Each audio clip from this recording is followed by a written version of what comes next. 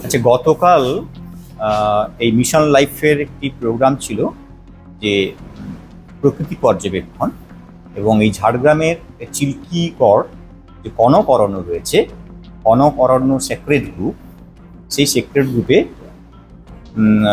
10টি স্কুল, 39 জন ছাত্রছাত্রী এবং শিক্ষক শিক্ষিকারা ছিলেন। তাদেরকে প্রকৃতি বীক্ষণ শেখানো হয়। সেখানে ছাত্রছাত্রীদের নিয়ে প্রকৃতির মধ্যে গাছপালা চেনানো, বিভিন্ন প্রাণীদের চেনানো, প্রাণীরা কীরকম আচার আচরণ করে, তারা কোথায় থাকে, এই সমস্ত নিয়ে দিনভর ওখানে একটা বীক্ষণ শিবির হয়। এবং প্রত্যেকটি ছেলে মেয়ে খুব আগ্রহ ভরে তারা সেই গাছগুলো চিনেছে, তাদের ব্যবহার জেনেছে, প্রাণীদের দেখেছে, চিনেছে এবং খুব আনন্দ পেয়েছে, খুব উৎসাহ পেয়েছে।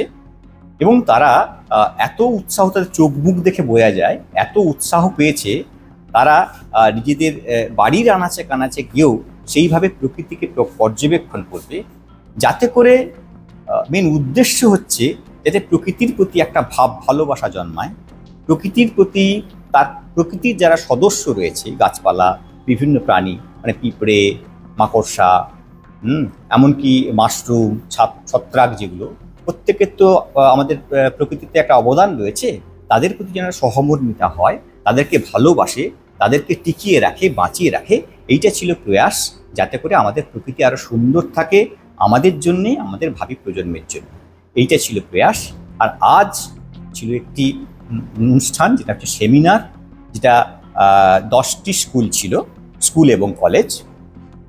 10টি স্কুলের প্রায় 40 জনের বেশি ছাত্রছাত্রীরা ছিলেন, শিক্ষক শিক্ষিকারা ছিলেন, এবং প্রত্যেকটি স্কুল বা কলেজের একজন করে তারা এখানে সেমিনার দিয়েছে প্রকৃতি বা আমাদের পরিবেশের বিভিন্ন বিষয়ের উপরে।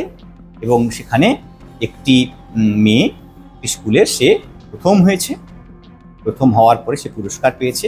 এবং তারা অত্যন্ত সুন্দরভাবে, তারা প্রত্যেকেই খুব সুন্দরভাবে উপস্থাপন করেছে এই আমাদের যে কীরকম ব্যবহার হওয়া উচিত প্রকৃতির প্রতি, আমাদের লাইফস্টাইল কি হওয়া উচিত, সেই সমস্ত বিষয়ের উপরে।